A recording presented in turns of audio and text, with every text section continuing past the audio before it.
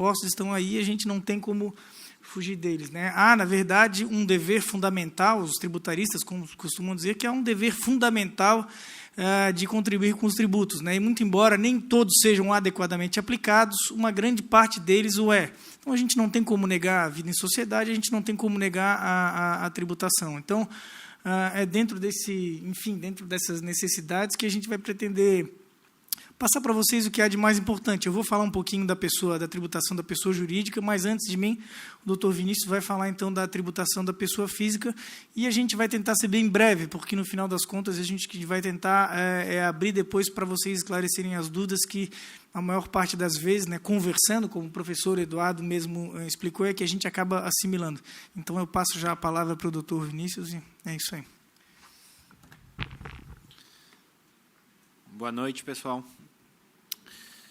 Depois dessa exposição do professor Eduardo, vocês começaram a ganhar dinheiro e a nossa próxima preocupação é pagar tributos, né? E reforçando aí, isso é o que advogado tributarista sempre fala. Pagar tributo é uma coisa que é necessária, né? É um dever, nós precisamos cumprir a lei, nós como os operadores jurídicos, como advogados, né? Sempre que chega um cliente no nosso escritório, nós não temos que procurar uma maneira de aquele cliente violar a lei e não recolher tributo. Nós precisamos fazer com que aquele cliente recolha da maneira mais justa possível, da menor forma possível, mas sempre dentro de uma legalidade. E o advogado ele tem a obrigação de recolher tributos também, se ele superar aí a faixa de isenção, a primeira preocupação do imposto de renda. Então, o advogado pessoa física, que é o caso... Não precisa, obrigado.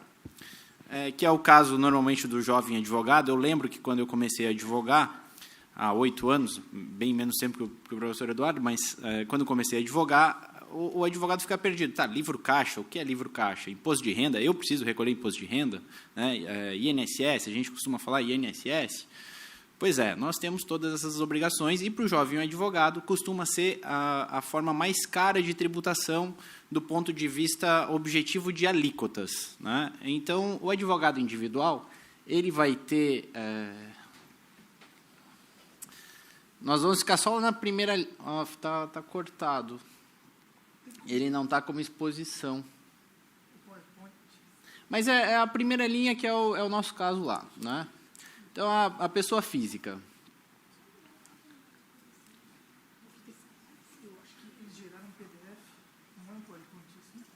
Ele não está como... Pronto. A pessoa física. Né? Então, eu recebi ali os honorários do meu cliente, recebi R$5.000, o que eu faço com esses R$5.000?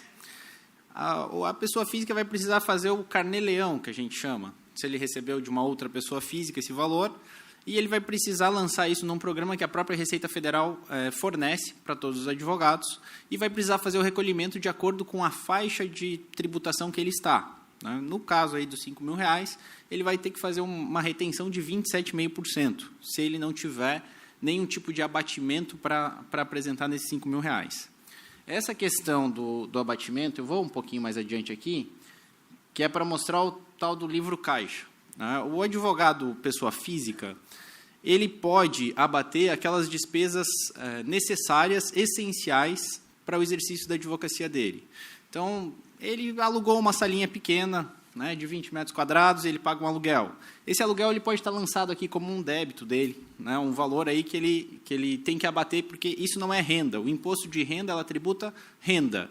Ou seja, aquele valor que sobrou dos teus honorários como uma renda efetiva. O telefone que vocês usam, a internet que vocês usam, eventual secretária que vocês tenham, né, esses custos ordinários da manutenção de um escritório, eles podem ser lançados como os débitos daquela sua renda, né, e o crédito vai ser compensado nesse débito. O que sobrar desse valor, você vai lançar num carnê-leão.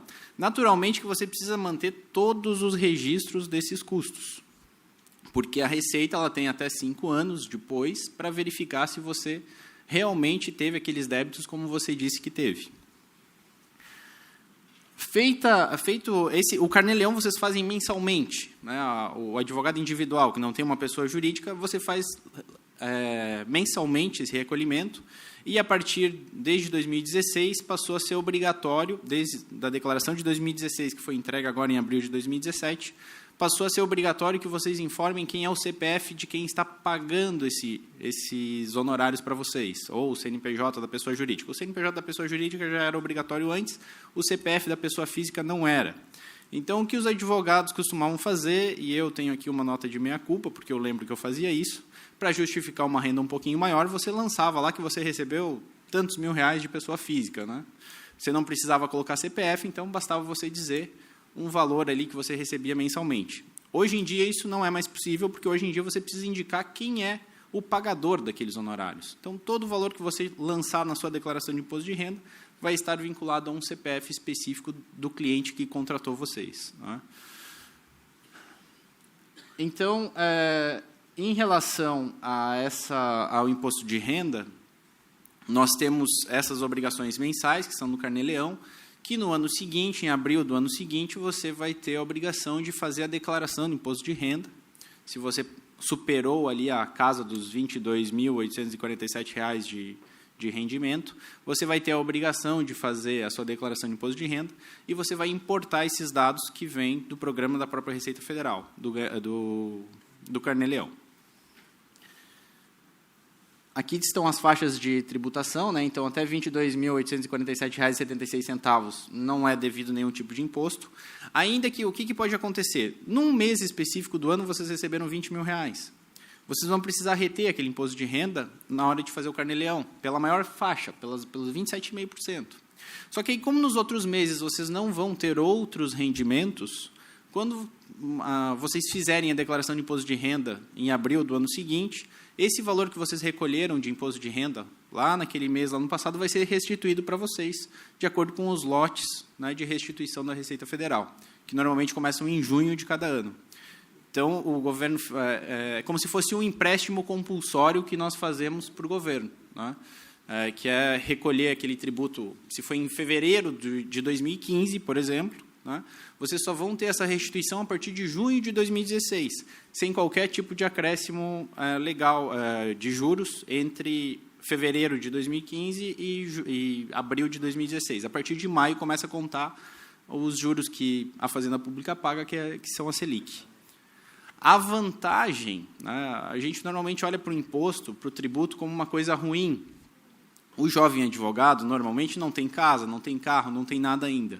Existe uma vantagem de a gente recolher imposto, principalmente imposto de renda, que é a maneira que, é uma das maneiras, né, a mais corriqueira que é utilizada pelas instituições financeiras para aprovar crédito em favor de vocês. Então, se você precisa, você quer comprar um apartamento, você quer comprar uma casa, e você quer fazer isso financiado, normalmente as instituições financeiras pedem a declaração de imposto de renda dos senhores.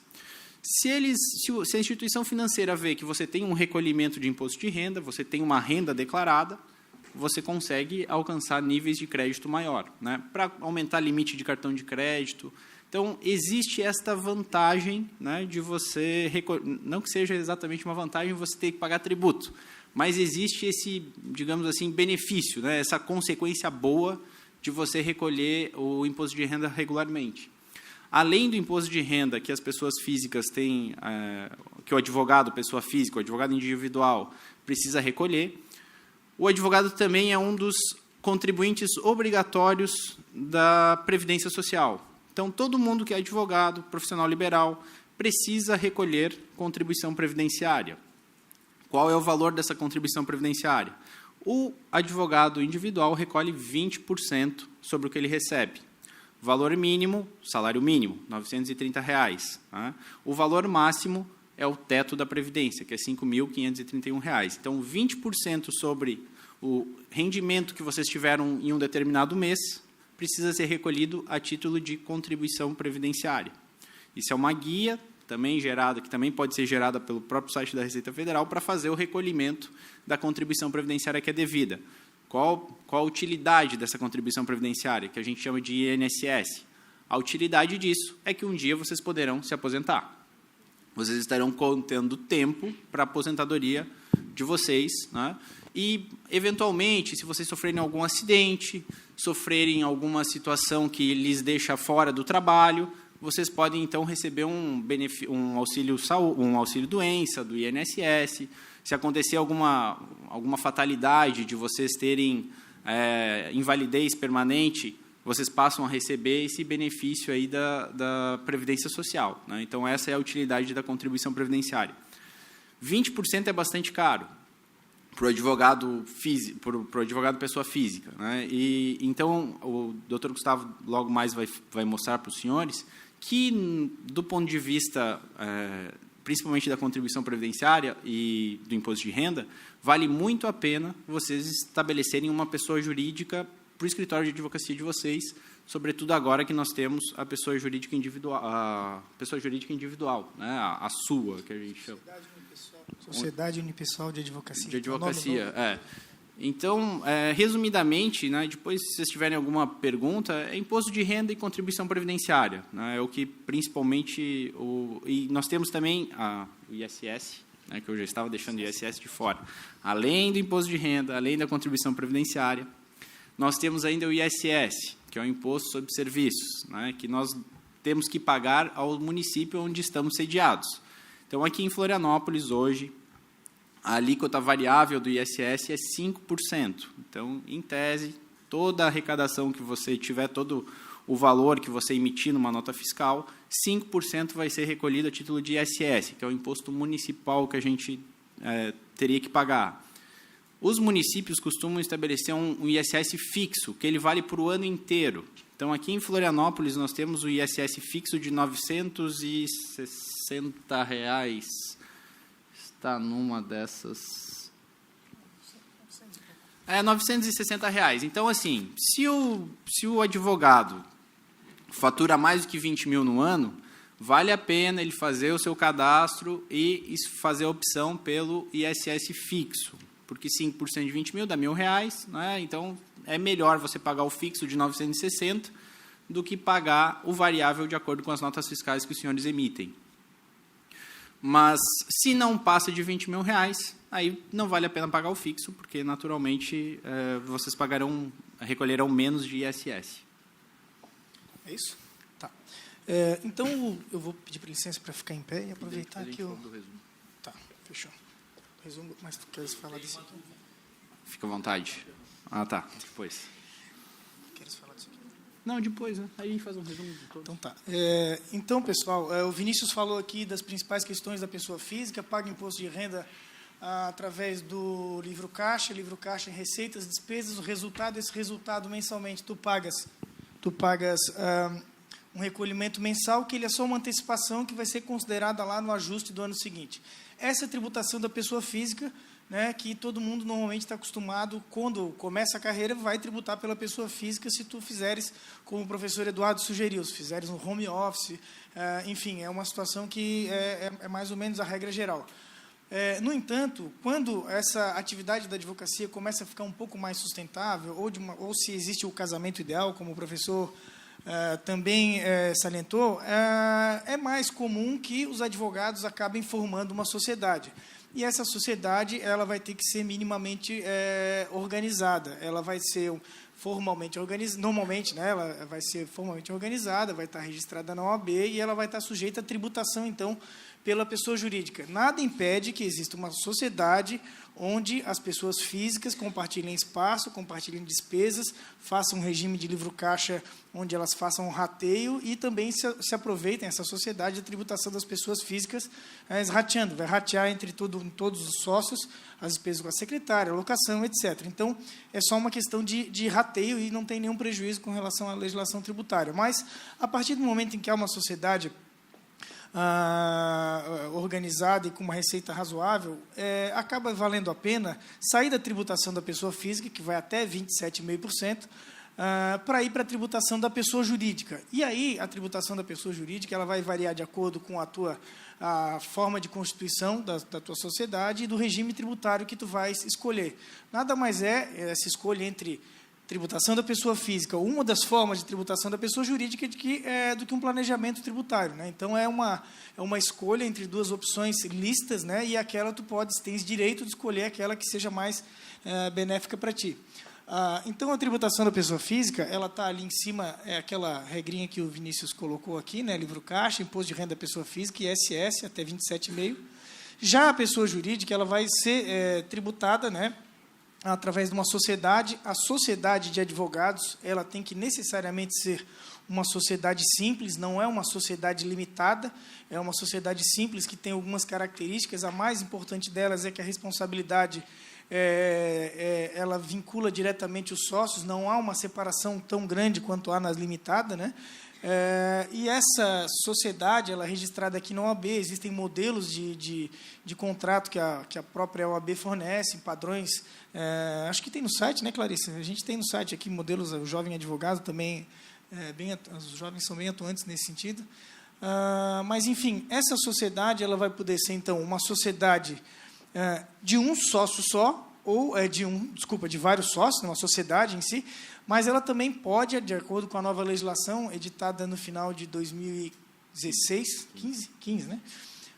Se chamar uma sociedade de um sócio só, né? É uma coisa estranha, o nome ainda é um pouco estranho a gente falar de sociedade de um sócio só, mas a legislação fala em sociedade unipessoal da advocacia. Então, é uma pessoa jurídica que nada mais é do que uma sociedade de advogados de um sócio só. Então, tem um nome um pouquinho diferente, mas, no final das contas, acaba sendo a mesma coisa. Só tem uma vírgula, só tem uma diferença do ponto de vista tributário dessas duas sociedades, que é o que eu vou falar um pouquinho mais adiante, mas depois eu dou esse enfoque. Então, de uma maneira geral, todas as pessoas jurídicas elas podem ser tributadas pelo lucro real, que é a regra, grandes escritórios de advocacias estão no lucro real. Lucro real, obrigatoriamente, tem que faturar 78 milhões de reais por ano. Deve ter 10 escritórios no Brasil que faturam isso. Então, o lucro real é difícil a gente ver, quase cabeça de bacalhau, aquela história a gente não está acostumado a ver. Então, a regra, e sempre foi, que os escritórios estivessem dentro do lucro presumido. No lucro presumido, como é que funciona? Tu vais pagar o imposto de renda, contribuição social, PIS, COFINS, mais o ISS fixo. O ISS fixo é o mesmo que aquele já mencionado pelo Vinícius. Então, é um valor de R$ 960 aqui em Florianópolis, cada município tem a sua alíquota, né? Mas o ISS fixo ele é cobrado da própria sociedade de advocacia, de acordo com o número de advogados que estão vinculados àquela sociedade. O sujeito passivo é a sociedade de advocacia. O município, acreditem, ele fiscaliza se essas sociedades recolhem ou não o ISS relativamente a seus sócios associados. Então, dentro do lucro presumido, que sempre foram as opções que a gente paga PIS, COFINS, imposto de renda, contribuição social, numa tributação que incide sobre a receita, num percentual que varia de 11,33% do que se recebe, com relação aos tributos federais, a 14,53%. Vocês só vão começar a falar em tributação acima de 11,53% quando o rendimento médio mensal de vocês ultrapassar o valor de R$ 52.500 por mês. Então, se vocês quiserem fazer um cálculo simples, se meu escritório faturar até R$ 52.500 médio por mês, eu vou pagar 11,33% de tributos federais, mais o ISS fixo, de acordo com o número de advogados que tiver no meu escritório. Então, é só multiplicar 960 pelo número de advogados, multiplicar 11,33, e aí é fácil fazer esse cálculo. Agora, além da opção do lucro presumido, em 2014 foi feita uma modificação na Lei Complementar do Simples, que permitiu que os escritórios de advocacia optassem pelo Simples Nacional. O que é o Simples Nacional? De início, já é bom dizer que de Simples ele não tem nada, ele é bem complicadinho. Na verdade, o Simples ele é mais complexo do que a forma de tributação pelo lucro presumido. O que tem de mais interessante do Simples? Através de uma única guia, tu recolhe os tributos federais e também o ISS. Quem está sujeito à tributação dentro do Simples, ele não vai mais pagar o ISS fixo de acordo com o número de advogados. Ele vai pagar de acordo com o faturamento. Existe um anexo 4, que é o anexo 4 da Lei Complementar 123, e ela lá está dito que, dentro do Simples, está incluso o imposto de renda, contribuição social, PIS, COFINS, e está incluso também o ISS. Então, dentro do Simples, vão haver alíquotas que vão variando de acordo com o faturamento. Depois eu vou mostrar para vocês só um anexo ali para vocês visualizarem como é que funciona mais? De uma maneira geral, vocês têm que saber que, dentro do Simples, vocês vão começar com uma tributação de 4,5%, que representaria hoje R$15.000 médio de receita nos últimos meses, né, nos últimos 12 meses. E, de acordo com a legislação, até aqui fazendo uma parte, essa regrinha aqui que a gente está colocando aqui, de 4,5% a 33%, parece que assusta, né? Mas essa aqui, ela é a regra que vai valer no ano de 2018. Em 2017, a regra que está valendo, ela vai de 4,5% a 18,65%, uma alíquota que é nominal. E essa regra que vai ser aplicada em 2018, ela é um pouquinho diferente, porque, na verdade, ela é como se fosse o imposto de renda da pessoa física. As alíquotas vão de até 33%, mas, na verdade, são alíquotas com faixas progressivas de tributação. Na primeira faixa é 4,5%, na segunda é 5 e pouco, 6 e pouco. Então, em termos práticos, muito embora eles tenham feito uma mudança para deixar o sistema mais difícil de entender, na verdade, o Simples ele acabou reduzindo. Então, a alíquota efetiva máxima para 2018 vai ser de 15,75% sobre o faturamento, enquanto essa vigente até 2017 é de 16,85%. Mas a verdade é que o Simples ele não foi feito para te pagares mais do que 11,33%. O Simples só vale a pena para ter determinada faixa de faturamento. Existe um determinado valor que eu não tenho dúvida que não vale a pena ir para o lucro presumido, que vai valer sempre a pena tu estares no Simples, que é até uma faixa de faturamento de 60, 70 mil reais médio por mês. A partir daí, de 70 até 120, 130, se não me engano, né, Vinícius? Acho que era mais ou menos isso aí. É uma zona um pouco cinzenta, né? Porque eu costumo dizer que até 70, 80, 90 mil por mês de receita... Boa noite, doutor Rafael Raoni. Até esse valor de receita média, 70, 80 mil, não tem dúvida, vale a pena o Simples. A partir desse valor, até uns 130, 140 mil, tu vai começar a fazer cálculo, porque o Simples ele vai começar a ficar muito parecido com a alíquota, muito parecida com a do lucro presumido, e tu vai ter que começar a fazer cálculos, e mais do que isso, estando no Simples, tu vai ter algumas limitações. Se, por exemplo, tu também é sócio de uma outra pessoa jurídica, que com teu pai, com o irmão, com algum amigo, a tributação de uma pessoa jurídica vai refletir na outra. Então, não vale a pena, na minha opinião, quando as alíquotas vão dar uma diferença de 1%, 2%, não vale a pena ficar no Simples, vale a pena ficar no presumido, porque ele é mais seguro. Tá?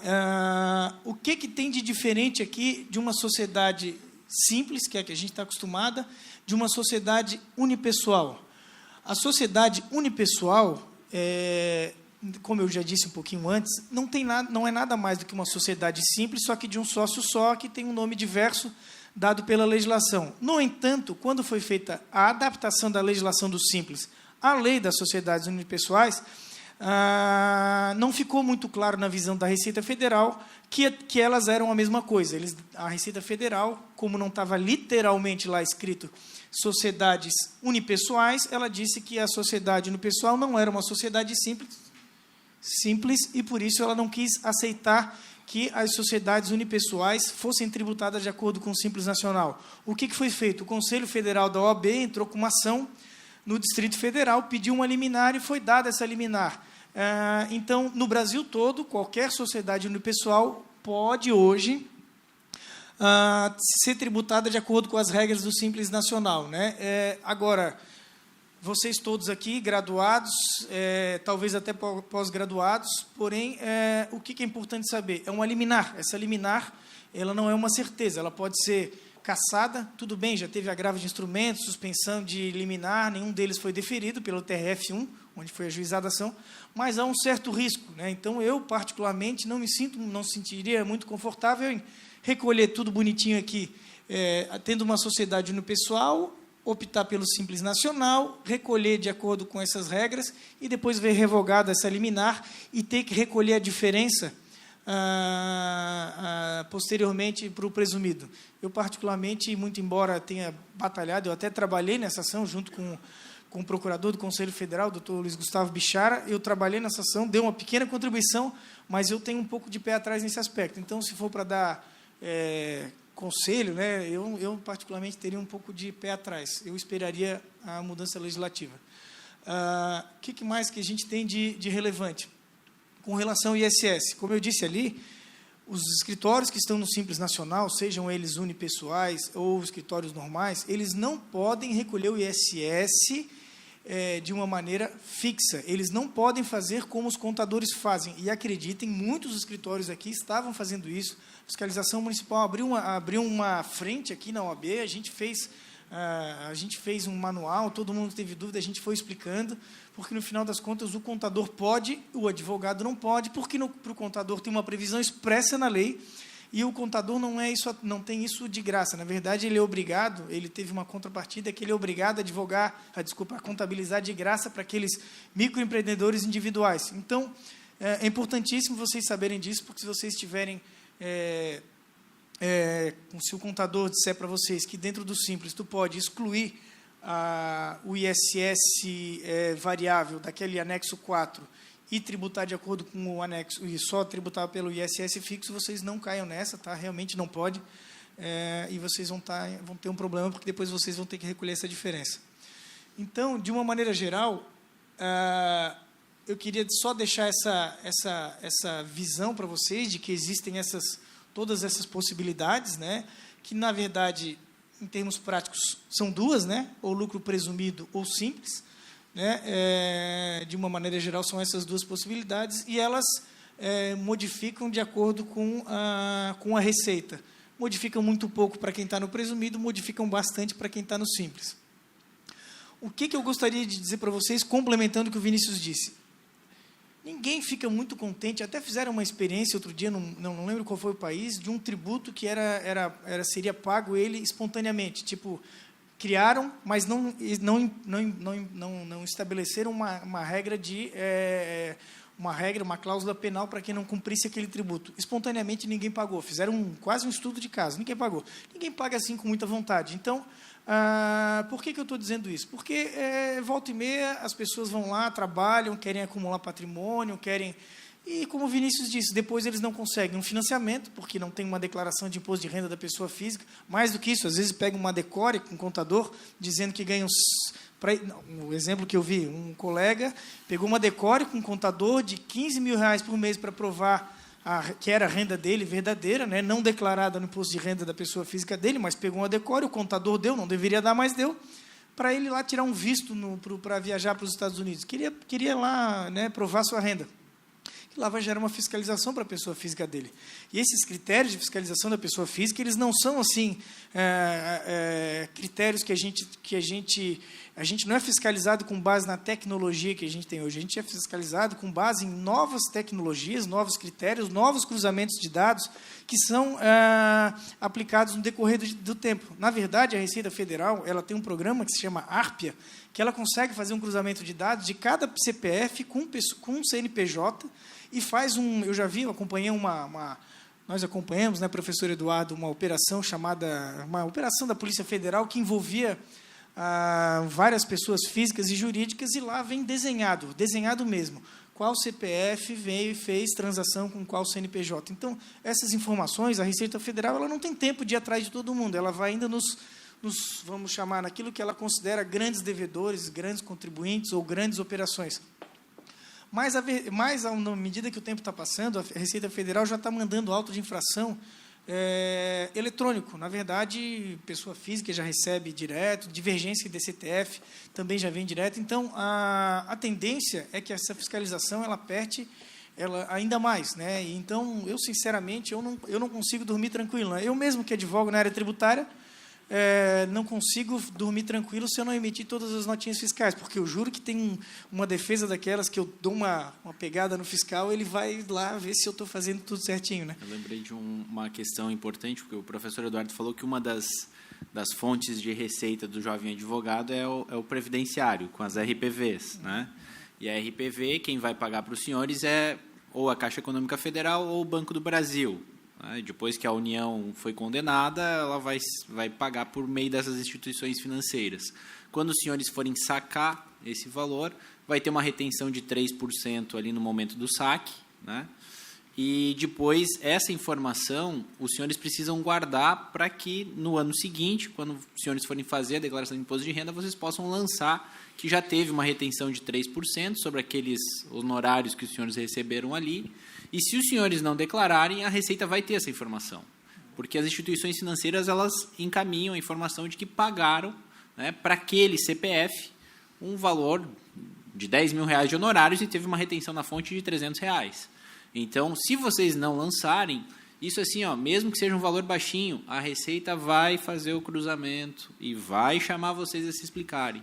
Então, é melhor lançar, é melhor declarar, né? É melhor guardar ali essa informação, porque isso vai ser, em algum momento, vai ser chamado. Abri um parênteses aqui, o professor Eduardo ensinando quando ganhar dinheiro, todo mundo feliz, e aqui todo mundo... Não, mas a verdade é essa, né? Uma das partes que ele não disse a dureza, uma delas é essa. Uma dica, Vinícius, sobre esse aspecto, que é importante para todo mundo aqui que advoga tem certificado digital. Através do certificado digital, tu já deixas de cair no primeiro critério de fiscalização de malha, que é justamente não declarar uma receita que a tua fonte pagadora disse que tu recebeu. Então, o que tu faz? Tu entra no ECAC, que é o site da Receita Federal, lá existe a chamada declaração pré-preenchida. Eu todo ano pego lá a declaração, todo ano não, o segundo ano agora, pego a declaração pré-preenchida, porque significa que quem me contratou já disse quanto me pagou. Então, lá já está dito, já estão informadas as tuas principais receitas tributáveis, sejam aquelas do próprio empregador, ou de um escritório, ou de um alvará judicial. Quem contratou pessoa jurídica. Pessoa jurídica. Enfim, elas vão estar contidas nessa declaração pré-preenchida. Então, começando pela a tua declaração de imposto de renda, pela declaração pré-preenchida, tu já sais do primeiro critério de fiscalização. Certo, doutora Patrícia? É isso? É isso. A doutora Patrícia é integrante da comissão e colabora aí com a gente na redação do manual de tributação.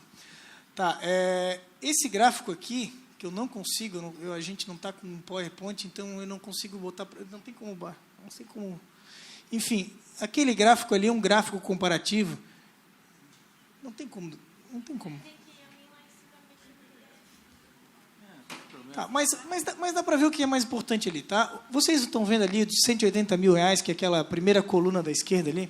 Naquela coluna da esquerda, a gente está representando a diferença da tributação do lucro presumido para o simples. O lucro presumido, para quem tem aquela receita de até 180 mil no ano, que é mais ou menos, que é 15 mil, representa R$15 mil por mês, que é 4,5% de tributação, a primeira faixa, dá de ver ali claramente que a gente está trocando 4,5% para 11,33%. Né? Se somar mais o ISS, um cálculo aproximado, uns 12%.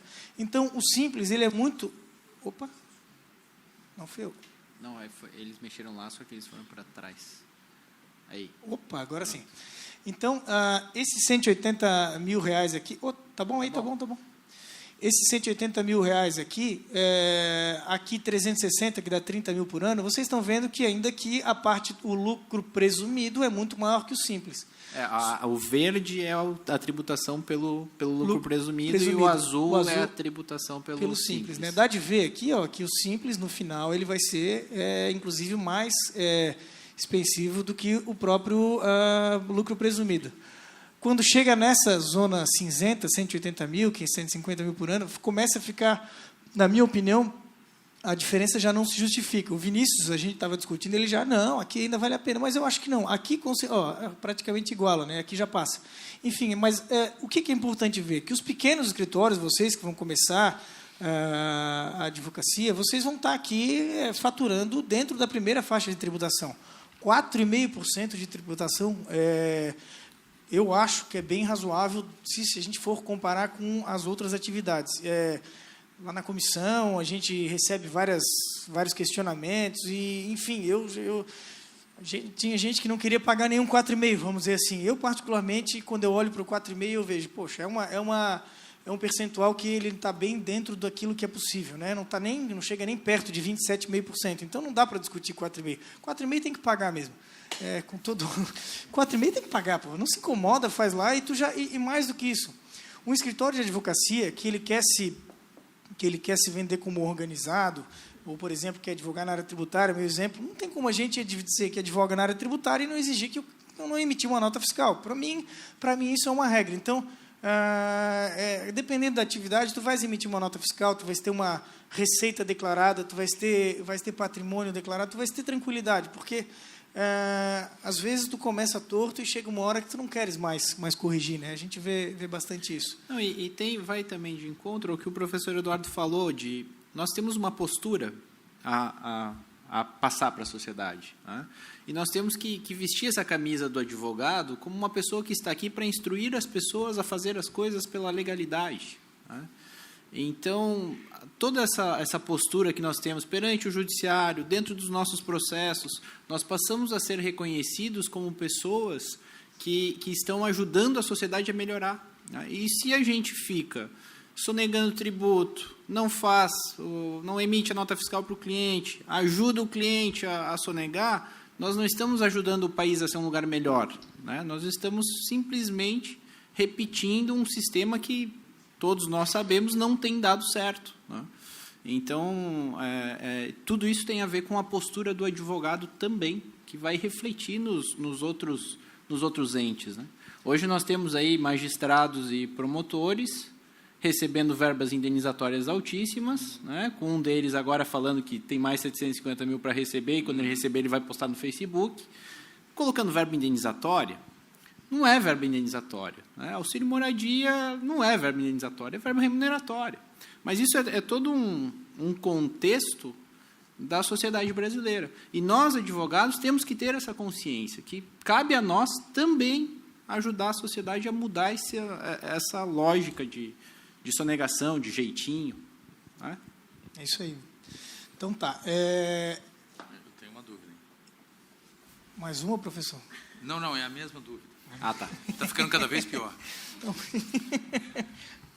Então tá. Outra questão relevante, né? Tu paga tributo basicamente sobre o que tu recebe, mais um pouco do que tu gastas também. Do que um pouco? Por que isso? Como assim? Não, o teu escritório de advocacia, em algumas situações, ele vai ter despesas, e a mais relevante, despesas tributárias, a mais relevante é a contribuição previdenciária patronal, ou INSS empresa, enfim, é a contribuição previdenciária patronal, que a gente procurou resumir aqui.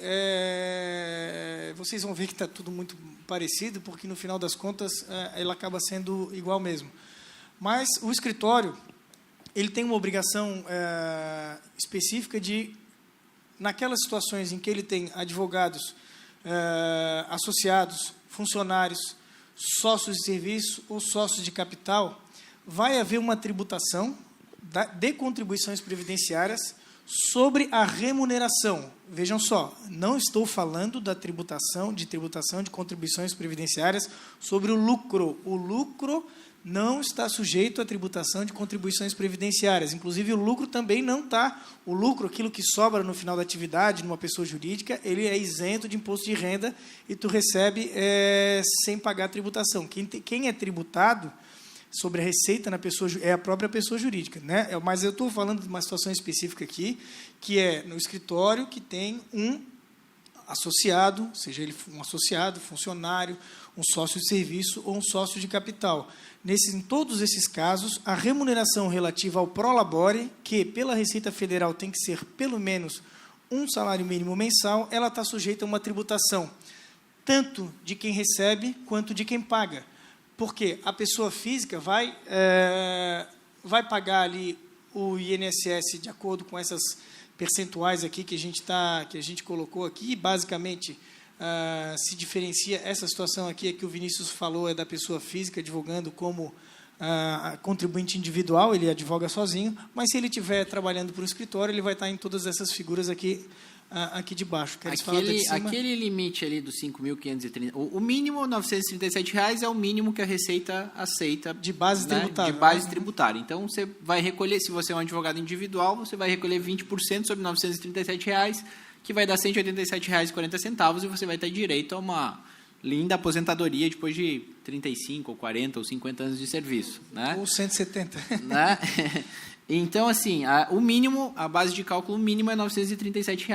A base de cálculo máxima é a 5.531,31. E esses valores valem para todos os outros para baixo também. Então, mesmo que vocês ganhem 10 mil no mês, vocês não vão recolher sobre 10 mil, vocês vão recolher sobre 5.531,31. Por quê? Porque esse é o limite que a Constituição, que está estabelecido como o salário de contribuição. É o limite que vocês podem receber, né, se aposentarem. Então, esse é o limite sobre o qual os senhores recolhem. Conforme vai sendo atualizado, vai aumentando esse valor, o limite pode ir aumentando.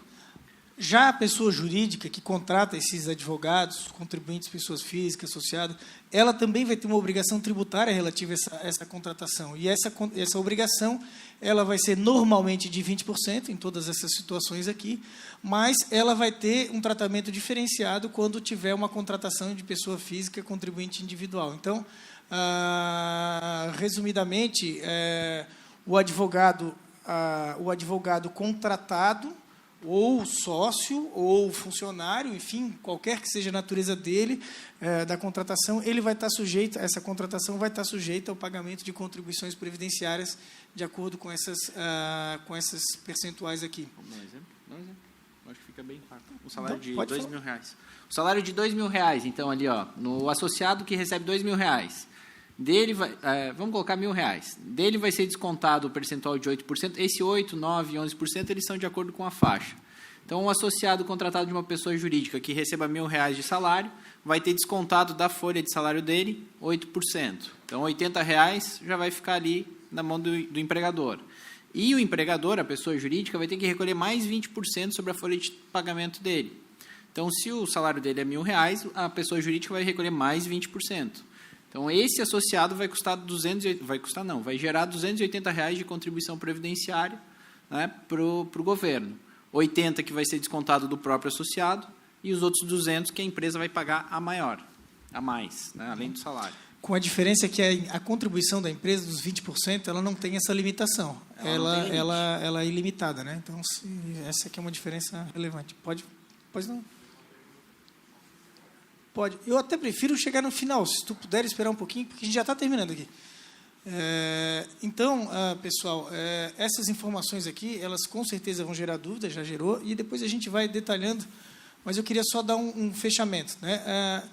O que a gente tem, então, em resumo? A gente tem dois resumos, pessoa jurídica e pessoa física. Deixa eu só voltar para a pessoa física, que são as obrigações do começo ao fim para te constituir uma sociedade e para te estar regular. Se quiseres falar, Vinícius? Então, é isso aí. O advogado ele vai precisar ter feito a inscrição na OAB, nós vamos ter a anuidade da OAB, que nós temos, acredito que ainda tenhamos o desconto, né, de 50% no começo, e vai reduzindo com o passar dos anos. Se puder esclarecer, doutora Clarice, por favor. O desconto para o jovem advogado, como a maioria, eu acho que já conhece, é um desconto progressivo, regressivo, né? Começa com 50% no primeiro ano e vai de 40%, 30%, 20% até 10% no quinto ano, sendo que, quando você paga em cota única até o dia 10 de janeiro, normalmente até ali os primeiros dias de janeiro, você ainda tem um desconto que cumula com o seu desconto de jovem advogado, que, via de regra, o doutor tesoureiro está aqui, chega o quê? Aos 13%? Então, no primeiro ano, se a gente conseguir se organizar, a gente consegue pagar a nossa unidade com cerca de 63% de desconto, e assim sucessivamente. Mais ou menos. É isso aí. Obrigado. E aí, depois, na sequência, então, vem o livro caixa. Nós colocamos como uma obrigação, mas não é que seja uma obrigação. Ninguém é obrigado a fazer livro caixa. Mas, se vocês não quiserem tributar aquilo que é custo da atividade de vocês precisam ter um livro caixa, né? Se vocês não fizerem questão, aí tudo bem, não precisa ter o livro caixa, né? A outra obrigação é o recolhimento pelo Carnê-Leão. Então, todo mês, quando tem um recebimento, precisa fazer o recolhimento pelo Carnê-Leão. Existe um saldo, né? Existe quando tem um saldo, fazendo o livro caixa, né? E existe um programa próprio para isso no site da Receita Federal. Depois nós temos a declaração de imposto de renda anual, que é até abril do ano seguinte, o que teve o recebimento. A inscrição municipal, que todo mundo precisa fazer para conseguir emitir uma nota fiscal. Se você é uma pessoa física, você precisa ter uma inscrição municipal na prefeitura. No próprio Pró-Cidadão vocês conseguem fazer isso. E aí tem aquela opção de ISS fixo, né, ou ISS variável, dependendo de quando vale a pena para cada um. Se você vai ter aí 50 mil de faturamento no ano, vale a pena fazer o ISS fixo. Se vai ter menos de 20, vale a pena fazer o variável. E a outra obrigação, que é a emissão da nota fiscal, né, que é justamente onde a gente recolhe aí o ISS e a contribuição previdenciária. Tá ali imposto de renda, mas imposto de renda é do Carnelão.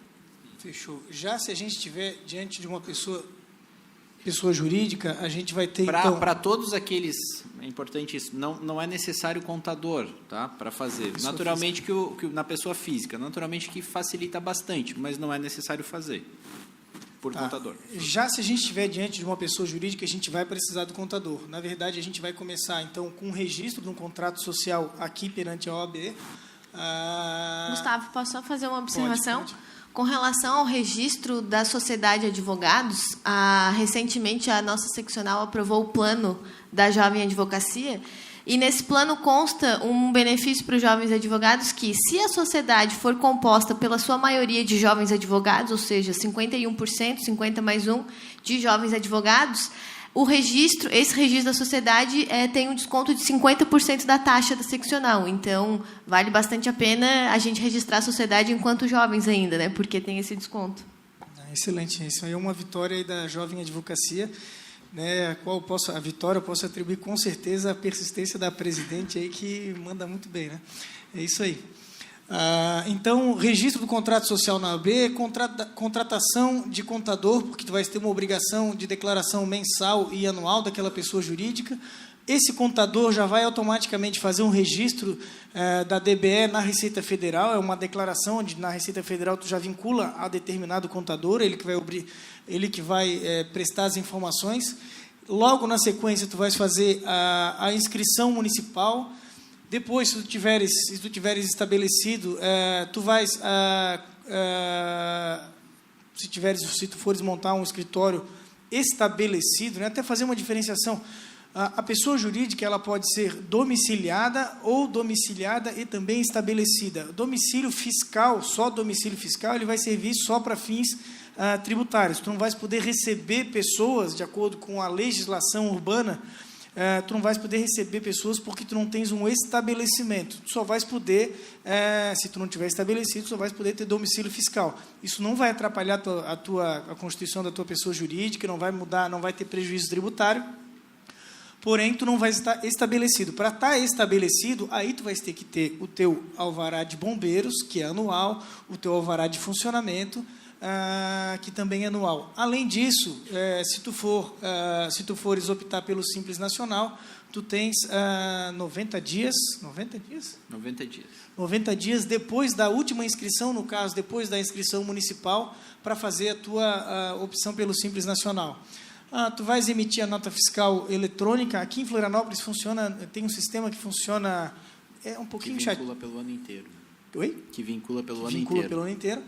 A opção pelo Simples é irretratável. Uma vez feita, tu não podes desistir dela, só se tu criar um jeito de tu sair do Simples. E tem, né? Teoricamente, tu vai lá e modifica de uma maneira que tu estejas impedido a estar no Simples. Então, vamos dizer assim, tem essa... Em relação ao Simples, dá para dar esse Em relação ao Simples, né?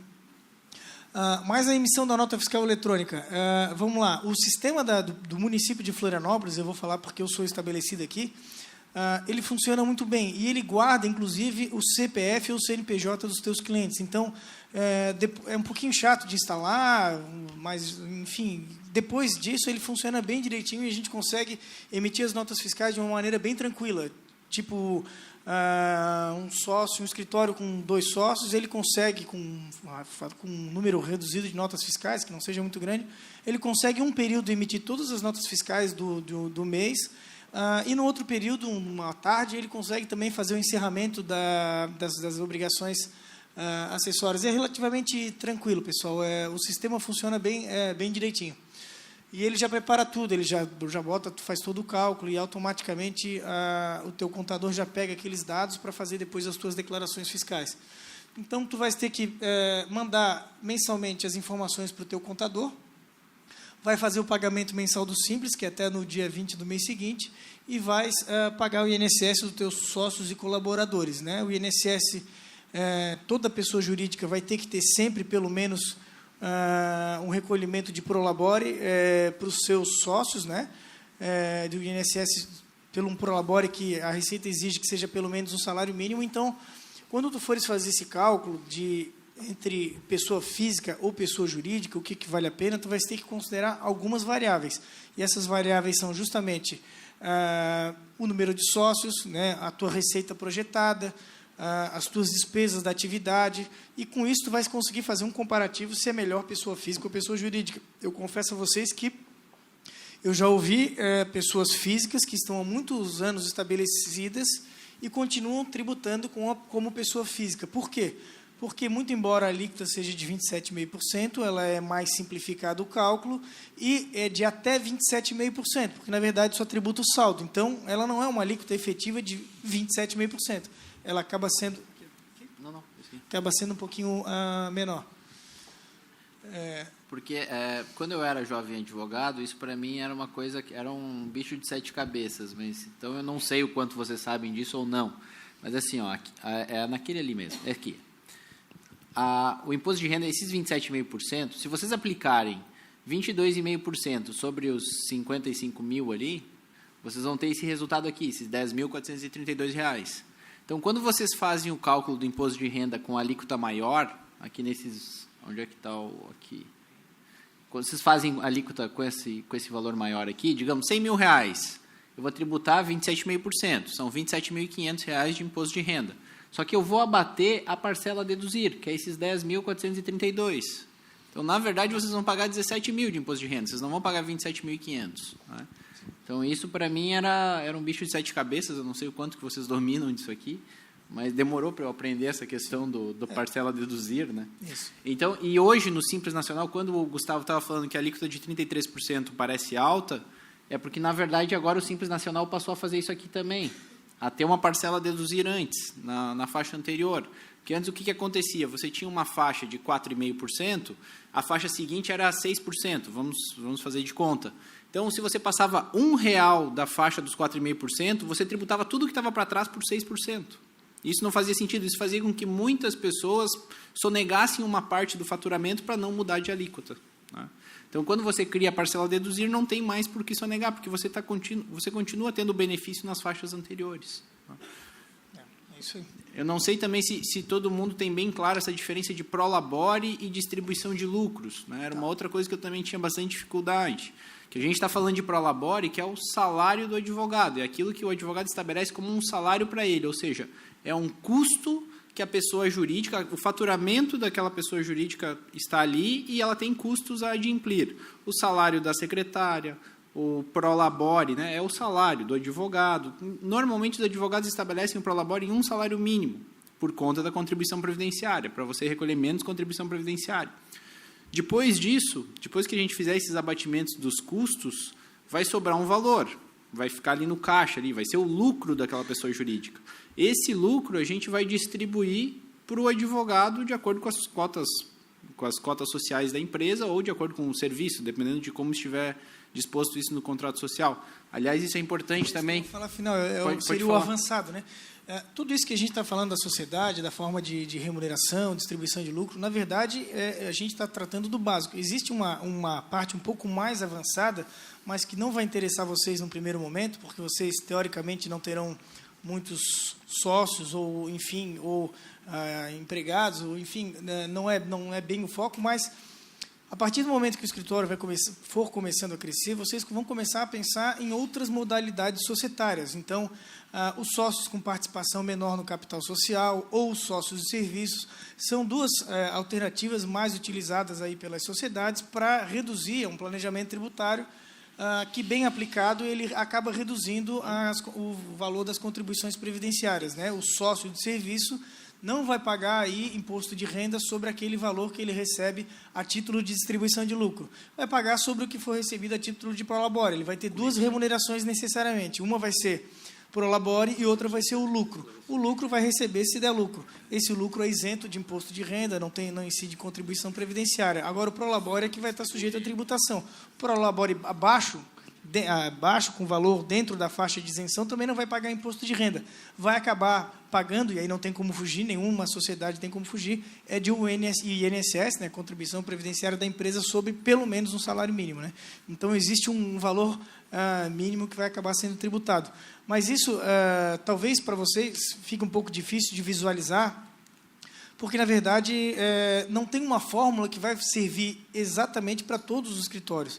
Cada sociedade, do tipo de atividade, inclusive de acordo com a oscilação da receita no tempo, aí é que tu vais conseguir ter certeza do que é melhor para ti. E olhe lá, porque certeza em direito já é complicado, em direito tributário, então, é mais difícil ainda, né? Porque volta e meia a gente tem uma surpresa desagradável, né? Então, só em relação à distribuição de lucros, é importante que os senhores coloquem, quando vocês chegarem nesse patamar de se preocupar com distribuição de lucro e prolabore, é importante que no contrato social de vocês, da constituição do escritório, esteja prevista a distribuição mensal de lucro, tá? Porque a presunção, a premissa legal é de que essa distribuição de lucro só pode ser feita no final... Como? Anual. Então, a previsão legal é de que a distribuição de lucros é feita no final do exercício do ano civil, ou seja, no final do ano.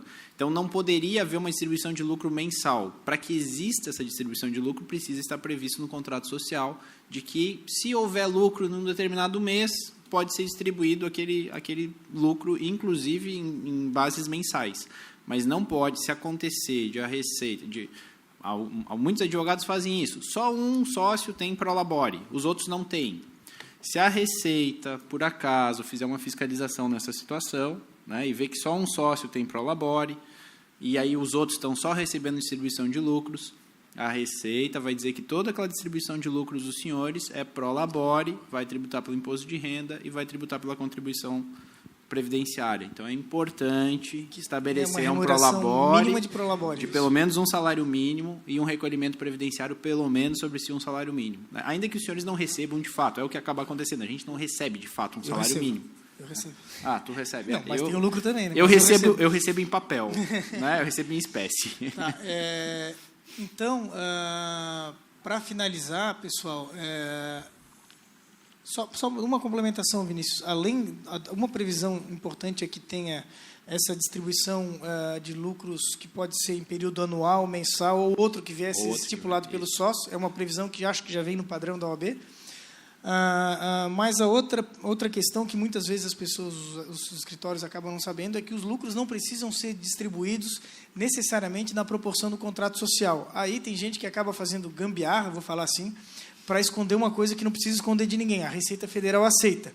A distribuição do lucro, ela é, por regra, proporcional ao capital da própria sociedade. No entanto, pode haver um tipo de sociedade, que não é o casamento perfeito, em que, de fato, um tem 10, outro tem 30, outro tem 50, e que não é igual àquela participação. No entanto, teve determinado advogado que vamos dizer assim, tem remuneração exclusiva sobre determinado caso. Tem múltiplas formas de sociedade e de remuneração dos sócios. E pode haver uma sociedade em que a remuneração deles não é igual. E pode ser diferente, inclusive, daquilo que está estabelecido no contrato para determinado caso. Então, pode haver, naquele exercício, uma remuneração desproporcional ao capital social. O que a Receita Federal pede? Ela pede que seja feita uma ata de distribuição de lucros, homologando aquela distribuição desproporcional ao capital social. Teoricamente, tem que ser feita, deve ser feita, né, no momento da distribuição. Né? Se for feito no momento posterior, aí ela fica, vamos dizer assim, mais frágil. Né? Mas... O contrato social também pode prever. O contrato também pode prever que a distribuição pode vir a ser desproporcional. De acordo com o trabalho e não de acordo com as cotas. Né? Tá. Então, pessoal, eu acho que as informações mais genéricas, assim, mais importantes são essas.